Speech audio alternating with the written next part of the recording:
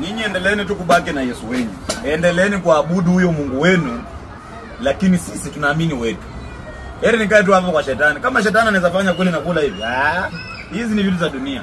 Hizi ni vitu za dunia na lazima tupitie hapa. Sasa wewe uko hapa na umaskini wako, unakula kunde kila siku na kunde kila mara. Kwani wewe ni mbuzi? Tunaamini sijui Yesu, sijui unaweka imani yako ndio ukufa uone Yesu. Pastor akitaka gari ati nyinyi mnamchangia nyinyi washiriki. Lakini mimi nikitaka gari hata ananiambia piga magoti nikuombea. Hiyo naye nilikataa.